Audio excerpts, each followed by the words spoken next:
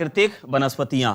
सबसे पहले तो हम लोग ये जानेंगे कि प्राकृतिक वनस्पतियां, अभी हम लोग हाल ही में तुरंत पढ़े हैं इंडियन क्लाइमेट, ठीक, भारतीय जलवायु। तो भारतीय जलवायु और वनस्पतियां एक दूसरे के क्या हैं, पूरक हैं।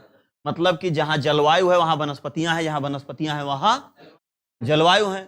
तो वनस्पतियां का मतलब हुआ प्राकृतिक वनस्पतियां, नेशनल वेजिटेशन। हम लोग वर्ड के बारे में नहीं पढ़ेंगे, बस वर्ड से केवल 2 मिनट में आप देखिए और उसके बाद सीधे हम लोग आ जाते हैं कहां पे, इंडिया पे। तो अगर हम लोग इंडिया की बात करें तो सबसे पहले इंडिया का मैप हम लोगों को पता होना चाहिए। तो अगर भारत की वनस्पतियों की हम लोग बात करें तो इसका विभाजन 8 भागों में किया गया है। 8 भागों में किया गया है। एक टॉपिक हमने इसमें पढ़ाया था भारत का भौतिक विभाजन, थोड़ा बहुत अगर याद होगा तो भारत का भौतिक विभाजन जब पढ़ाया गया था तो उसमें यह बताया गया था कि कहां पर क्या क्या चीजें हैं। भौतिक मतलब प्राकृतिक रूप से जो चीजें हैं उनका विभाजन कहां कहां पर है। तो भौतिक विभाजन में हम लोगों ने पढ़ा था, इधर हिमालय का पर्वतीय भाग आप पढ़े थे, उत्तर का पर्वतीय भाग, इधर आप थार का मरुस्थल पढ़े थे, इधर विशाल मैदान पढ़े थे, इधर प्रायद्वीपीय पठार और इधर तटीय मैदान और इधर प्रमुख द्वीप समूह पढ़े थे। तो ये है आपका इंडिया का मैप। हम लोग पढ़ रहे हैं भारत की प्राकृतिक वनस्पतियां, लेकिन थोड़ा सा वर्ड से जोड़ के आपको बताएंगे ताकि आपको अच्छे से समझ में आ जाए। जैसे ये है आपका ग्लोब और इसके बीच में एक लाइन है जिसको हम लोग कहते हैं क्या, इक्वेटर लाइन। इक्वेटर मतलब 0 डिग्री अक्षांश रेखा। हमने आपको पढ़ाया है कि 0 डिग्री अक्षांश रेखा पर प्रतिदिन वर्षा होती है, लगभग 3 से 4 बजे के बीच में। 3 से 4 बजे के बीच में क्या होती है, प्रतिदिन वर्षा होती है। तो भैया वनस्पति निर्धारण करने के जो कारक हैं वो क्या है, एक तो जलवायु है, अब जलवायु का भी निर्धारण किससे हो रहा है, वर्षा से हो रहा है। वर्षा प्लस तापमान, तो वर्षा प्लस तापमान ये जो है इसके प्रमुख कारण हैं और ये दोनों एक दूसरे के पूरक हैं। मतलब जहां जलवायु है वहां वनस्पतियां हैं, जहां वनस्पतियां हैं वहां जलवायु है। अब ये आपका जो इक्वेटर है, तो इक्वेटर की अगर हम लोग बात करें तो इक्वेटर पे किस प्रकार की वनस्पतियां पाई जाती हैं, बात को आप समझिएगा। उष्ण कटिबंधीय सदाबहारी वन पाए जाते हैं। अगर इसके बाद हम लोग बात करें तो ये आपका 30 डिग्री है और 30 डिग्री के बाद इधर आपका आ जाता है 60 डिग्री, उसके बाद नीचे फिर आपका 30 डिग्री आ जाता है, 30 डिग्री और इसके नीचे आपका 60 डिग्री और इधर आपका साउथ पोल हो गया जो 90 डिग्री से प्रदर्शित किया जाता है और इधर आपका नॉर्थ पोल हो गया, इसको भी कितने डिग्री से। हमने आपको पढ़ाया था विश्व के प्रमुख घास के मैदान, ठीक। घास का मैदान उसे नहीं कहते हैं जहाँ छोटी छोटी घासें होती हैं, वो जो पार्कवा वाले होते हैं जो काटी जाते हैं कैंची से, वो नहीं। घास का मैदान का मतलब ये होता है कि लगभग 1-1.5 मीटर, 2 मीटर तक, 3 मीटर तक, 4-4 मीटर तक पतले पतले छोटे छोटे पौधे होते हैं जिनको हम लोग क्या करते हैं, उनकी जुताई करके और उसको मिट्टी में मिला देते हैं और मिलाने के बाद वो उसी में सड़ जाता है और सड़ने के बाद तब कोई भी फसल का उत्पादन करते हैं, जिसके कारण वहाँ की जैव विविधता थोड़ी सी क्या हो जाती है, मजबूत हो जाती है। कुछ ना कुछ कहीं ना कहीं उसको खाद वगैरह मिल जाती है, किसको, फसल को, जिससे वो पैदावारी उसकी बढ़ जाती है। तो ये जो आपका उष्ण कटिबंधीय वन, सदाबहारी वन, सदाबहारी का मतलब जैसे गाँव में कहते कार्य एकदम तो सदाबहारी है इसका, गर्मियों में इसे टी शर्ट पहन के टहलता है और ठंडियों में टी शर्ट पहन के टहलता, तुम्हें कोई फर्क नहीं पड़ रहा। सदाबहारी का मतलब जहां पर निरंतर वर्षा हो रही है और निरंतर आपकी वनस्पतियां पाई जा रही हैं। हमने आपको यह पढ़ाया था कि 0 डिग्री से 5 डिग्री ऊपर और 5 डिग्री नीचे कोई क्लाइमेट नहीं पाया जाता है, कोई क्लाइमेट नहीं पाया जाता, मतलब कोई भी जलवायु नहीं पाई जाती है। तो 5 डिग्री से लेकर के ये 5 डिग्री है और 5 डिग्री से लेकर के 30 डिग्री और इधर भी आपका 5 डिग्री से लेके 30 डिग्री तक क्या पाई जाती है, जलवायु पाई जाती है। तो कहीं ना कहीं जलवायु निर्धारण करने का एक कारक है आपकी जलधारा। भाई जलवायु निर्धारण करने का एक क्या कारक है, जलधारा भी है। और जलधारा जो है 5 डिग्री के ऊपर और 5 डिग्री के नीचे, जलधारा के कारण ही हवाएं इधर से उधर चली जाती हैं। शायद नॉर्वे की जलधारा ना होती तो जो रसिया में मुर्मुस्क बंदरगाह है जहां पे बर्फ की लेयर जमी होती थी, तो क्या वो बर्फ की लेयर पानी में बदल सकती थी अगर नॉर्वे की गर्म जलधारा ना होती? तो अगर कनारी की गर्म जलधारा ना होती तो विश्व का इतना बड़ा रेगिस्तान बन पाता? न बन पाता। अगर वो गर्म जलधारा होती तो वर्षा कराती, तो वहां की आज वनस्पतियां अलग होती कि ना होती। लेकिन हम लोग भारत की वनस्पतियां पढ़ रहे, तो भारत की वनस्पतियों का जो विभाजन किया गया है वो कितने भागों में किया गया है? 8 भागों में। कितने भागों में किया गया है? इसका विभाजन अगर हम लोग कहें, इसका जो विभाजन है वो 8 भागों में है। कितने भागों में भैया? 8 भागों में है। अब 8 भागों में है, कौन कौन सा राज्य किस तरफ है ये आपको पता होना चाहिए। जैसे हिमालय का भी 2 तरह से है, एक आपका पूर्वी हिमालय है, ये आपका पूर्वी हिमालय है, ये पूर्वी हिमालय है, और इधर आपका एक ये पश्चिमी हिमालय है। एक तो यही हो गया। हिमालय का विभाजन कितने भागों में किया गया है? 2 भागों में। किसको लेकर के? वनस्पतियों को लेकर के। और हमने एक चीज आपको बहुत पहले बताया है कि कौन सा वह हिमालय है जहां पर एक भी वनस्पतियां नहीं पाई जाती हैं। बताइए जल्दी, कौन सा है? ट्रांस हिमालय और महान हिमालय। ट्रांस हिमालय और महान हिमालय पर केवल और केवल बर्फ पाए जाते हैं, बर्फ पाए जाते हैं। हल्का फुल्का वही टुंड्रा प्रकार की वनस्पतियां पाई जाती हैं, हल्का फुल्का, लेकिन वो वनस्पतियों का कोई मतलब नहीं है। वनस्पतियां, यहाँ वनस्पतियों का मतलब ये हुआ जंगल, झाड़ी, पेड़ पौधे, घने जंगल, और ये प्राकृतिक द्वारा होते हैं, इसमें मानव का कोई हस्तक्षेप नहीं होता। ये स्वतः उगते हैं और स्वतः ये समाप्त होते हैं, इसमें मानव कोई हस्तक्षेप नहीं कर सकता। इसका निर्धारण जलवायु अर्थात वर्षा और तापमान पे होता है। जहां पर वर्षा अधिक होती है, पर्याप्त मात्रा में तापमान मिलता है, वहां पर स्थिति क्या रहती है? ठीक ठाक रहती है। अब अगर हम लोग देखें तो ध्रुवीय क्षेत्र में, तो ध्रुवीय क्षेत्र में वर्षा होती है भैया, ये आपका ध्रुवीय क्षेत्र है। अब ये ध्रुवीय जो क्षेत्र है, यहां पर वर्षा होती है, हैं? आप बताओ, जब यहां पर वर्षा नहीं होती है तो यहां पर तापमान भी नहीं। अगर तापमान नहीं तो वर्षा नहीं, वर्षा नहीं तो तापमान नहीं। सही है कि नहीं? तो आप बताइए यहां पर किस प्रकार की वनस्पतियां होंगी? टुंड्रा प्रकार की टुंड्रा प्रकार की वनस्पतियां कैसी होती हैं? टुंड्रा प्रकार की वनस्पतियां, टुंड्रा प्रकार की वनस्पतियों में पत्ती सत्ती नहीं दिखती है, पतली पतली, इसे कौची टाइप में दिखाता है, पतली पतली। और जो टैगा प्रकार की वनस्पतियां होती हैं, ये थोड़ी सी हल्की सी, इसमें कुछ तनी मनी बहुत महीन महीन पत्ती आपको हल्की फुल्की देखने को मिलती है। यहां पर आप देख रहे हैं, ये कैसा है? टैगा वनस्पति है, ये टैगा वनस्पतियां हैं। सॉरी, गलत हो गया, टुंड्रा है ना, ये है टुंड्रा, ये है टुंड्रा। इधर आपका कौन सा है? टैगा वनस्पतियां, ये टैगा वनस्पतियां। सेम वही स्थिति नीचे भी तो रहेगी, ये सेम वही स्थिति यहां भी रहेगी। विषुवत रेखा से ध्रुवों की तरफ जाने पर वनस्पतियों में क्या होती है? चाहे उत्तरी ध्रुव में जाइए और चाहे दक्षिणी ध्रुव में, क्या क्या कमी होती है? विषुवत रेखा से ध्रुवों की तरफ जाने पर तापमान में भी कमी होती है, वर्षा में भी कमी होती है, वनस्पतियां में भी, मतलब जंगल झाड़ियां भी, प्लस जैव विविधता में भी क्या होती है? तो कहने का मतलब यह है कि जैव विविधता भी वहां पर पाई जाएगी जहां पर क्या होगा? वहां पर जैव विविधता होगी। जैसे हमारा ये भारत है, भारत की अगर हम लोग बात करें, अब ये वाला पूरा हम लोगों का कौन सा क्षेत्र है? ट्रांस हिमालय है। ये हमारा कौन सा हिमालय है? ये वाला कौन सा हिमालय है? महान हिमालय। तो ये ट्रांस हिमालय और महान हिमालय। तो ट्रांस हिमालय और महान हिमालय की अगर हम लोग बात करें तो ये आपका है ट्रांस हिमालय और ये आपका है महान हिमालय। तो ट्रांस और महान हिमालय पर कोई भी वनस्पतियां नहीं पाई जाती हैं। हाँ, थोड़े बहुत मात्रा में कौन सी वनस्पतियां पाई जाती हैं? कुछ मात्रा में अगर देखा जाएगा तो हल्की फुल्की यहां इन दोनों स्थान पे कौन सी वनस्पतियां पाई जाएंगी? टुंड्रा वनस्पतियां, टुंड्रा वनस्पतियां पाई जाती हैं। एक क्वेश्चन आपके एग्जाम में यही पूछा जाता है कि भैया ध्रुवों के अलावा और भी पूरे धरती पर और कहाँ वनस्पतियां पाई जाती हैं टुंड्रा प्रकार की? तो हिमालय की चोटियों पर। हिमालय की चोटियों पर। वह कौन सा हिमालय है जहां पर पाई जाती हैं?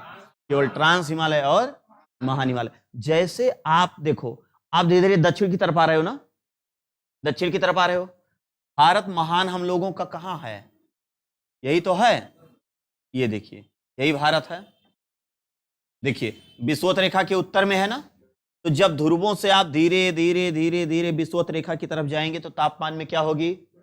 जब तापमान में वृद्धि होगी तो वर्षा में के वितरण में भी वृद्धि होगी, और जब वर्षा के वितरण में वृद्धि होगी तो सीधी सी बात है सघनता होगी। किसकी? वनों की। किसकी सघनता होगी? वनों की। तो अब हम लोग आते हैं फिर ग्लोब पर। देखिए अब ये आपका इस तरफ है, इसको और इसको मिलाने वाली काल्पनिक रेखा को हम लोग क्या कहते हैं? 0 डिग्री देशांतर रेखा। 0 डिग्री देशांतर रेखा से इधर वाला जो भाग है इसको हम लोग कहते हैं पूर्वी गोलार्ध। इधर वाला हम लोग क्या कहते हैं? लेकिन जो इक्वेटर है 0 डिग्री अक्षांश रेखा, जिसको विषुवत रेखा, भूमध्य रेखा, 0 डिग्री अक्षांश रेखा कहते हैं, इसके ऊपर वाले को उत्तरी गोलार्ध और नीचे वाले को, सबसे ज्यादा जलीय क्षेत्र आपका कहाँ पाया जाता है? दक्षिणी गोलार्ध में। दक्षिणी गोलार्ध में, दक्षिणी गोलार्ध में। और ये आपका हिमालय है। तो कहीं ना कहीं हिमालय हमारे भारत को क्या किया है?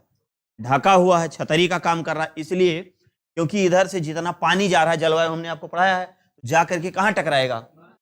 तो हिमालय में टकराएगा। कौन कौन हिमालय में? शिवालिक में टकराएगा और मध्य हिमालय में टकराएगा। टकराएगा कि नहीं? तो जब शिवालिक हिमालय में ज्यादा टकराएगा, मध्य हिमालय में कम टकराएगा और महान हिमालय में तनी मनी टकराएगा, ट्रांस हिमालय में टच ही नहीं करेगा। तो जब पनियक फुहरवा मारत लय भरा भर, लय भरा भर, लय भरा, जैसे भी मान लीजिए गिलास लें और पानी भरें, चाक से मारें, 10-10 बूंद सबके ऊपर पड़ जाएगा, फिर मारे, फिर 10-10 बूंद पड़ जाएगा। जहां एक बूंद पड़ा रहेगा वो गीला रहेगा, और जब दूसरा का बूंद पड़े तो थोड़ा सा बढ़ जाएगा कि नहीं, गीला का हिस्सा। धीरे धीरे धीरे धीरे इसे फुहारा मारा करी, मारा करी, मारा करी, 1 आध घंटे में क्या हो जाएगा? है? अरे भैया आइए, जुल्फिकार कहाँ कह रहा है? भैया आ जाएगा। देखो अब इधर देखिए, कहने का मतलब ये हुआ कि ये वाला जो क्षेत्र है 30 डिग्री से लेके 66, मतलब 23.5 डिग्री से लेके 66.5 डिग्री के मध्य वाले क्षेत्र को हम लोग क्या कहते हैं? Temperate zone. क्या कहते हैं? मतलब शीतोष्ण कटिबंध। क्या कहते हैं? शीतोष्ण कटिबंधीय क्षेत्र। और इधर भी क्या कहते हैं? ये भी क्या कहते हैं? शीतोष्ण कटिबंधीय, शीतोष्ण कटिबंधीय क्षेत्र। 30 डिग्री से लेके 35 डिग्री के मध्य, 30 डिग्री से लेके 35 डिग्री के मध्य एक क्षेत्र पाया जाता है जिसको कहते हैं अश्व अक्षांश। अश्व अक्षांश। इधर भी कहते हैं इसको अश्व अक्षांश। अश्व अक्षांश। अश्व अक्षांश क्यों कहा जाता है? क्योंकि यहां पर जो है इतना ज्यादा वायुदाब होता है कि घोड़ों को जो है पानी में अगर इनको लेके जाना रहता है तो इनको नाव के ऊपर बैठा के लेके, मतलब इनको चलना बड़ा मुश्किल हो जाता है।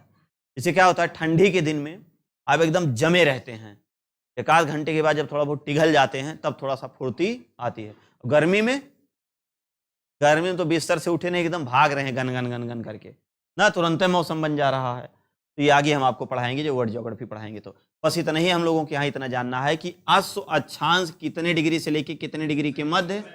भैया 30 डिग्री के लिए से मैं दोनों उत्तरी और दक्षिणी। ये आपके एग्जाम में पूछा जाता है कि अश्व अक्षांश का क्षेत्र पाया जाता है।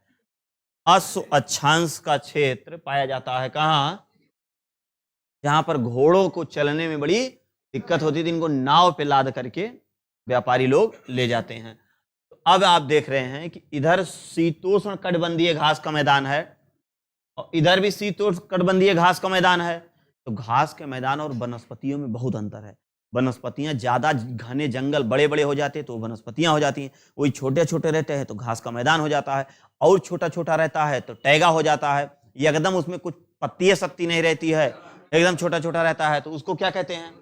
टुंड्रा कहते हैं। तो शीतोष्ण कटिबंधीय जो क्षेत्र होते हैं, यहाँ पे जो वनस्पतियां पाई जाती हैं, ये हमारे आपके लिए क्या होती हैं, उपयुक्त होती हैं। यहाँ हम आप क्या कर सकते हैं, खेती कर सकते हैं। जैसे हमने आपको पढ़ाया है कि शीतोष्ण में अगर देखा जाए तो कुछ हम बुनका लगा रहे हैं यहाँ। जैसे यहाँ पर एक घास का मैदान है, इसका क्या नाम है, पंपास। और यहाँ पर एक घास का मैदान है, बेल्ट। और यहाँ पर एक घास का मैदान है, डाउन्स। और यहाँ पर एक घास का मैदान है, कैंटरबरी। कैंटरबरी ये वाला है कैंटरबरी। ये वाला कौन सा है, डाउन्स। ये वाला कौन सा है, बेल्ट। ये वाला कौन सा है, पंपास। आपका कहाँ पड़ेगा, अर्जेंटीना में। बेल्ट कहाँ पड़ेगा, साउथ अफ्रीका में। Downs, Canterbury. तो ये हमारे आपके उपयुक्त हैं। मतलब इनकी जुताई करके और मिट्टी में इनको क्या किया जाता है, मिला के उसी में क्या किया जाता है, सड़ा दिया जाता है, जिसके कारण हमारे फसलें, मतलब उन क्षेत्र की जो फसलें होती हैं वो ठीक ठाक पैदावारी हो जाती हैं। अब वहीं हम लोग इसके ऊपर बात करें, जब यहाँ इन क्षेत्र में पाया जा रहा है तो यहाँ भी पाया जाएगा, यहाँ भी। यहाँ पर एक पाया जा रहा है प्रेरी, जो अपलेशियन और रॉकी पर्वत श्रेणी के मध्य में, अपलेशियन और रॉकी पर्वत श्रेणी के मध्य में है प्रेरी घास का मैदान। और उसके बाद यूरोप में आप चले आइए, पुस्टाज। पुस्टाज किस देश में है आपका, हंगरी देश में है। पुस्टाज कहाँ पड़ेगा, हंगरी देश में है। उसके बाद सीधे इधर चले आइए, स्टेपी आपका यूक्रेन। ब्रेड बास्केट, जिसको रोटी की डलिया कहते हैं, ये विश्व का सबसे समतल वनस्पति का मैदानी क्षेत्र है, जहाँ पे छोटे छोटे पौधे पाए जाते हैं। एकदम समतल मैदान है, आसानी से वहाँ पर जुताई भी हो जाती है और सिंचाई भी बहुत ज़बरदस्त होती है, जिसके कारण वहाँ पे गेहूं की पैदावारी बहुत ज़्यादा होती है। इतना ज़्यादा होती है कि रोटी खूब बनाते हैं लोग, ब्रेड खूब बनाते हैं। जब गेहूं होगा तो बनाएंगे कि नहीं बनाएंगे भाई। जिसके क्षेत्र में चना होगा वो रात दिन चना चबाएगा, जिसके क्षेत्र में गेहूं होगा वो गेहूं ज़्यादा खाएगा, जिसके क्षेत्र में चावल ज़्यादा होगा, तो बिहार में क्या है, चावल है तो दोपहर में वहाँ चौले चावल दही के दाबते हैं। हाँ हम तो जब पहली बार वहाँ गए तो एक आध हफ्ते तक तो हमें खाने नहीं अच्छा लग रहा था, समझन में नहीं आया। लेकिन धीरे धीरे करके तो फिर याद आया कि कभी हम लोग भी दिल्ली और इलाहाबाद में जब रहते थे 2009-10 में, तो वहाँ चौले खाते थे। याद आया कि चलो भैया फिर वही समय आया है ना। अब उसके बाद जो है एक भारत में है, जम्मू कश्मीर में, जिसको हम लोग क्या कहते हैं, मर्ग। गुलमर्ग, टनमर्ग, सोनमर्ग। अब उसके बाद ये वाला कौन सा है, हाँ उत्तराखंड में बुग्याल और प्यार। तो बुग्याल और प्यार, ये जो घास के मैदान है इधर वाले और इधर वाले जो हैं वो हमारे आपके उपयुक्त हैं। अब घने जंगल और वनस्पतियां कहाँ पाई जाती हैं, वो आपकी विषुवत रेखीय क्षेत्र में पाई जाती हैं। इनको हम लोग कहते क्या हैं, उष्ण कटिबंधीय सदाबहारी वन। अब वनस्पति की बात जब हम आपको पढ़ाएंगे वनों का वितरण भारत में, वनों का वितरण, अगर ये चीज आपके दिमाग में है और क्लाइमेट अगर आप पढ़े हैं तो वनों का वितरण आपको पटाख से समझ में आ जाएगा। और जैसे ये पढ़ा करके मिट्टी आपको पढ़ाएंगे, अगला टॉपिक सॉइल, मिट्टी। और मिट्टी से एक न एक क्वेश्चन आपके एग्जाम में जरूर बनता है। और मिट्टी एक ऐसा चैप्टर है कि आप 10 बार किताब से पढ़िए आप भूल जाओगे। अगर आप उसको डिस्कस करके एक दूसरे से डिबेट करके पढ़िए, या क्लास में आप किसी से समझ के अच्छे से पढ़िए, एक के बार में आपके दिमाग में सीधा चला जाएगा। अब हम लोग को ये देखना है, ये वाला जो क्षेत्र है, अब हम लोगों को अपने भारत के बारे में देखना है। तो भारत मेरा 30 डिग्री मतलब 37 डिग्री अंतिम छोर है भाई। भारत का जो सबसे उत्तरी बिंदु है वो 37 डिग्री पे तो है, ये 37 डिग्री है। और इधर की अगला हम लोग बात करें 8 डिग्री भाई, 8 डिग्री 4 मतलब 4 मिनट नहीं, 8 डिग्री हम मान रहे हैं। 8 और 37, जीरो के बदिया आएगा 8 ना, 8 का मतलब 5 के बाद आएगा, मतलब पूरी तरह से जो है जलवायु में है। जलवायु में है कि नहीं है। लेकिन इसी बीच में एक लाइन यहां से निकलती है, इस लाइन को हम लोग क्या कहते हैं, कर्क रेखा। भैया कर्क रेखा का जो निर्धारण है वो कितने डिग्री पे किया गया है, 23.5 डिग्री। तो कहीं ना कहीं ये कर्क रेखा जो है ये भारत को लगभग 2 बराबर भागों में बांटती है। तो कर्क रेखा के जो नीचे वाला भाग है भारत का, ये कौन सा है, ट्रॉपिकल जोन है, मतलब उष्ण कटिबंधीय है। और जो उत्तर वाला भाग है टेम्परेट जोन है, मतलब शीतोष्ण कटिबंधीय। तो हमारे भारत की 2 प्रकार की जलवायु पाई जा रही है। भारत में 2 प्रकार की जलवायु, तो भैया जब दो ही प्रकार की जलवायु पाई जा रही तो दो ही प्रकार की वनस्पतियां भी तो होंगी, लेकिन दो प्रकार की वनस्पतियां नहीं, ज्यादातर आपके भारत में उष्ण मानसूनी प्रकार की वनस्पतियां पाई जाती हैं। क्यों? क्योंकि इधर मान लो ठीक है गर्मी है और इधर मान लो हल्का फुल्का ठंडी है, लेकिन जब मानसून इधर से जाता है तो इधर को पूरी तरह से सींच देता, सिंचाई कर देता। सिंचाई मतलब एकदम, भाई जब बारिश होती है अगर आप भीग जाइए तो हल्की फुल्की ठंडी नहीं लगती है, तो भले इधर आपका गर्मी वाला क्षेत्र है लेकिन वर्षा के कारण उधर क्या होता है, हल्का फुल्का ठंडा हो जाता है, और तब इसके और इसके लगभग बराबर हो जाती है। और ये पानी जब यहाँ पहुंचता है तो यहाँ के जो बर्फ वगैरह जमे रहते हैं इनको भी थोड़ा सा क्या करता है, मेंटेन कर देता है। देखिए कोई भी पौधा, जैसे इस टाइम ठंडी का महीना चल रहा है, इस टाइम आप कोई पौधा लगाइए, विकास नहीं होगा। आप जैसे लगाए रहेंगे उतने पत्ती, उतने डाल, उतने टहनी, उतने सब कुछ दिखेगा, लेकिन जैसे बसंतवा आई हल्का हल्का आंखा फोड़े लगी, और कहीं वही पौधा आप बरसात के दिन में लगाइए, गर्मी के दिन में तुरंत आंखा फोड़ देता है, भर भर भर भर करके निकलता है कि नहीं निकलता। इस टाइम केला का पौधा लगा दीजिए, आंखें नहीं फोड़ेगा। बरसात में लगा दीजिए, एक के महीने में उसमें फल भी आ जाएगा कि नहीं आ जाएगा, हर हर हर हर करके करा नहीं आएगा। अरे एक महीने में कैसे नहीं फल आएगा, तुम बड़ा दिमाग नहीं, सुनो पहले कैसे नहीं फल आएगा। यही कहते हैं अकिल बड़ी की भैंस बड़ी। अरे पूरा केरा एकदम पूरी तरह से वो विकसित हो और एक स्थान से जाके दूसरे स्थान, मतलब उसमें फल आने वाला ही रहे, लगा दो, एक महीने में कैसे नहीं आ जाएगा। तुम लोग तो एक से एक तर्क मारते हो, है ना। चलिए, तो इसमें भैया पूर्वी हिमालय और पश्चिमी हिमालय, और उसके बाद इसी में आपका असम हिमालय भी आ जाएगा। असम हिमालय, ये गंगा का मैदान, गंगा का मैदान, इसका नाम लिखिए। देखिए यह है आपका पश्चिमी हिमालय, पहला है पश्चिमी हिमालय, पश्चिमी हिमालय। अब आप बताइए पश्चिमी हिमालय में कौन कौन सा राज्य आ रहा है। पश्चिमी हिमालय में आप देखिए उत्तराखंड आ रहा है कि नहीं आ रहा है।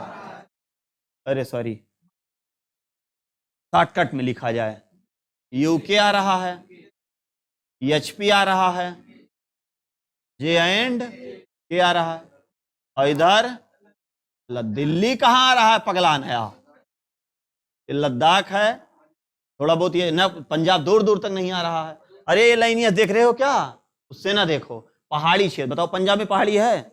दिमाग लगा ले तो तुम लोग अलग तरीके से। उत्तराखंड और ये जे एंड के। तो पश्चिमी हिमालय में कौन कौन से राज्य हैं? आप जम्मू कश्मीर, लद्दाख, एचपी, और अब आप सीधे पूर्वी हिमालय पे चले जाइए।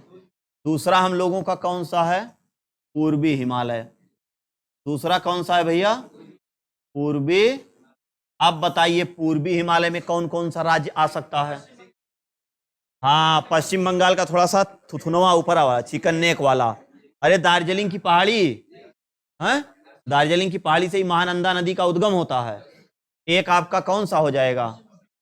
ये आपका वेस्ट बंगाल हो गया, और ये आपका सिक्किम हो गया, सिक्किम।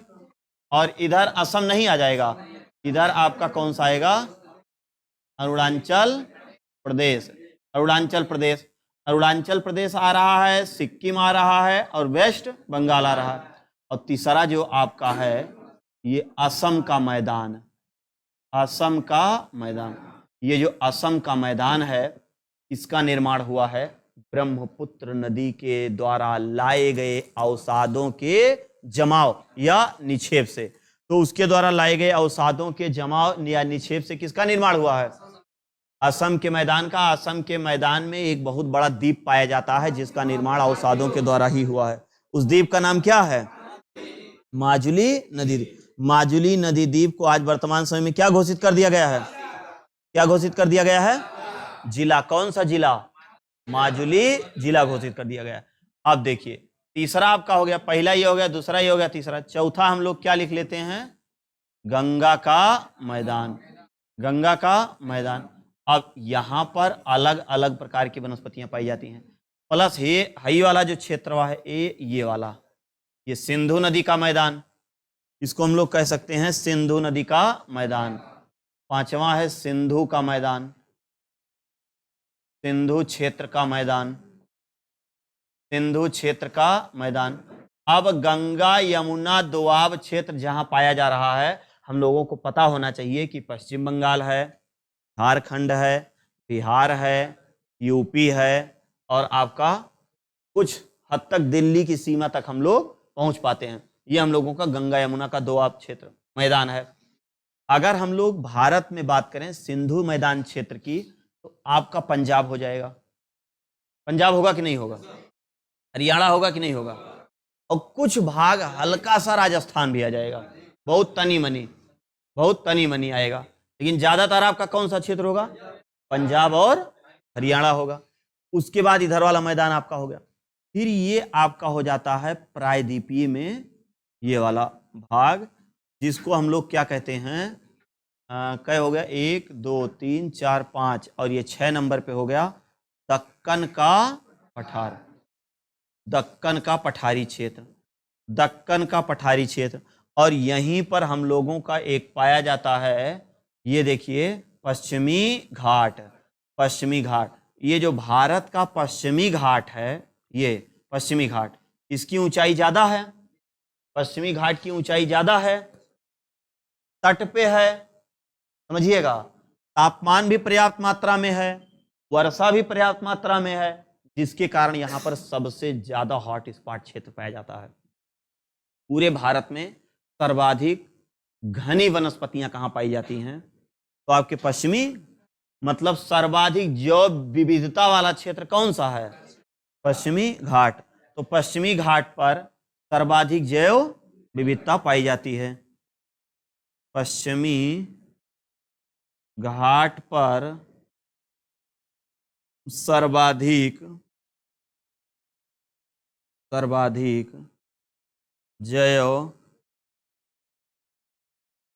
विविधता पाई जाती है, सर्वाधिक जैव विविधता पाई जाती है। यहीं पर एक घास का मैदान है, अगर याद हो तो बता दीजिए कौन सा है? हाँ, ये कौन सा घास का मैदान है? सोला घास का मैदान,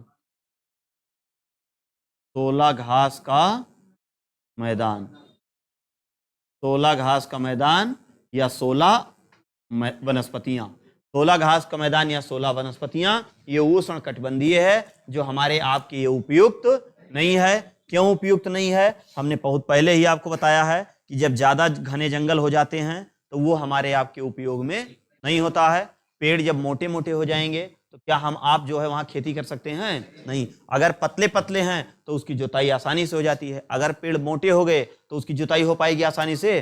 तो उसकी जुताई आसानी से नहीं हो पाती है, जिसके कारण वो अच्छे तो होते हैं लेकिन हमारे आपके किसी काम के नहीं होते हैं। उसके बाद अब हमारा 7 नंबर और 8 नंबर, देखिए जो अंडमान निकोबार द्वीप समूह है, हमने आपको पढ़ाया है कि जो अंडमान निकोबार द्वीप समूह है, इसका निर्माण किसके किसके द्वारा हुआ है। एक तो अराकानियोमा का भाग है, और कुछ परवालों द्वारा हुआ है, और कुछ जो है ज्वालामुखी के उद्गार से हुआ है। एक क्षेत्र हम लोगों का इधर पड़ता है, ये वाला क्षेत्र है अंडमान निकोबार। यहां पर हम लोग लिख सकते हैं अंडमान का मैदान, मतलब अंडमान निकोबार का मैदान। कौन सा है? 7 नंबर, 7वां है लास्ट, 8वां एक और बचेगा, अंडमान निकोबार का मैदान, का मैदान। यहां भी अलग अलग प्रकार की वनस्पतियां पाई जाती हैं। जब आप इसको देखे रहेंगे तो जब कल वाली क्लास में आपको वनों का वितरण पढ़ाएंगे तो आप टक टक करके तुरंत पकड़ लेंगे। अब उसके बाद मालाबार क्षेत्र कहां है, ये बताइए। मालाबार क्षेत्र कहां है? जल्दी से बता दीजिए कि मालाबार क्षेत्र कहां है, कहां से कहां तक पाया जाता है मालाबार। देखिए कन्याकुमारी से लेके कैम्बे की खाड़ी तक कहा जाता है, लेकिन ज्यादातर उसका दक्षिण में है। तो ये पूरा जो तटीय मैदान है, ये तटीय मैदान, ये और इधर वाला जो तटीय मैदान है, ये देखिए यहां पर उतनी ज्यादा वनस्पतियां आपको नहीं पाई जाती हैं। ज्यादातर वनस्पतियां आपको कहां पाई जाती हैं? मालाबार तट में। 8 नंबर आपका ये है कौन सा? मालाबार तट, मालाबार तट का मैदान, मालाबार तट का मैदान।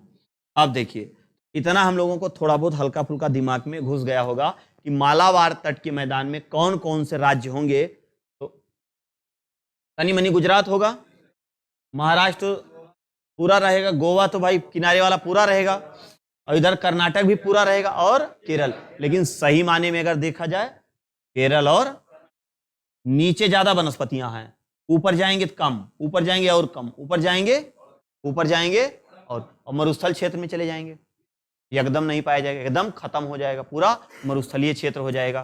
कहने का मतलब है कि प्राकृतिक वनस्पतियों का निर्धारण जो है वो कई आधार पे होता है, उसमें वर्षा और तापमान सबसे प्रमुख होता है। और प्राकृतिक वनस्पतियां जलवायु प्राकृतिक, मतलब दोनों एक दूसरे के क्या होते हैं, पूरक होते हैं। प्राकृतिक वनस्पतियों का भारत में अगर हम लोग विभाजन करें तो कितने भागों में है, 8 भागों में। इधर पश्चिमी हिमालय में जम्मू कश्मीर लद्दाख कौन सा है, पूर्वी हिमालय में वेस्ट बंगाल सिक्किम और अरुणाचल। असम के मैदान में आपका असम वाला पूरा क्षेत्र हो जाएगा। और उसके बाद गंगा के मैदान में हम लोगों को पता ही है कि भैया पश्चिम बंगाल भी आएगा, और इधर आपका बिहार भी आएगा, थोड़ा सा झारखंड भी आएगा, यूपी संपूर्ण आएगा, और दिल्ली तक की इसकी सीमा रहेगी। मतलब अरावली जो पर्वत श्रेणी है, अरावली पर्वत के इधर पूर्व कौन सी नदी का बेसिन पाया जाता है, चंबल और बनास। चंबल और बनास किसकी सहायक है, यमुना की, तो ये गंगा के मैदानी क्षेत्र में आता है। और उसके ऊपर वाले में सिंधु नदी के ऊपर, मतलब क्या नाम, सतलज नदी के ऊपर, जैसे आपकी ये ब्यास नदी हो गई, ये रावी नदी हो गई, ये सतलज नदी हो गई। तो इन तीनों क्षेत्र में कुछ मैदान आपको हमने पढ़ाया था। एक कौन कौन सा मैदान पढ़ाए थे, बारी दोआब, बिष्ट दोआब पढ़ाए थे कि नहीं, रेचना दोआब, ये सब कहाँ पढ़ते हैं, ये सब सिंध सागर वाले क्षेत्र में, मतलब सिंधु नदी वाले क्षेत्र में। चाहे आप इसको दक्कन का पठार कहिए या प्रायद्वीपीय पठार, लेकिन प्रायद्वीपीय पठार बड़ा सा है, पूरा यहां तक है। लेकिन प्रायद्वीपीय पठार का जो सबसे बड़ा वाला भाग है, जो इस तरफ है, उसको हम लोग क्या कहते हैं, दक्कन का पठार। क्योंकि इधर से पानी जा रहा है, इसकी ऊंचाई ज्यादा है, और बारिश भी हो रही है, और तापमान यहाँ पर्याप्त हो रहा है, जिसके कारण यहाँ पर ठीक ठाक वनस्पतियां पाई जा। कौन कौन सी वनस्पतियां पाई जा रही, क्या है, कैसे है, जब हम लोग कल वनों का वितरण पढ़ेंगे तो उसमें आसानी से समझ। लेकिन इतना तो दिमाग में पता हो गया कि सबसे ज्यादा चौड़ी पत्ती वाले वन कहाँ पाए जाएंगे, चौड़ी पत्ती वाले वन हियां तो नहीं पाई जाई हैं, चौड़ी पत्ती वाले तो दक्षिण में पाए जाएंगे, दक्षिणी भारत में पाए जाएंगे, पश्चिमी घाट पे पाए जाएंगे। भैया चौड़ी पत्ती वाले वन वहां आपको पाए जाएंगे जहां पर वर्षा अधिक होती है और तापमान अधिक हो। भाई जितने वर्ष जितने तापमान हुए उतनी पत्तियां क्या हो जाएगी, चौड़ी होती जाएगी, चौड़ी होती जाएगी। तो धीरे धीरे एक समय आएगा डरिया टूट के अपने फाट पड़ी, भाई भारी जब पड़ जाएगी तो क्या हो जाएगी, टूट जाएगी। तो इसका विभाजन कितने भागों में किया गया है, 8। और इसके बाद विश्व में किस किस प्रकार से है, कहाँ कहाँ किस तरीके से, ये भी यहाँ से हमने आपको क्या किया, जैसे बढ़ा दिया। इतने का फोटो लेके आराम से इसको नोट्स बना लीजिए। अब इसी में हम लोग कल वनों का वितरण पढ़ेंगे, इससे संबंधित कुछ महत्वपूर्ण तथ्य लिखा देंगे और बाकी आपका काम हो जाएगा। बाकी लाइव वाले स्क्रीनशॉट ले लीजिएगा।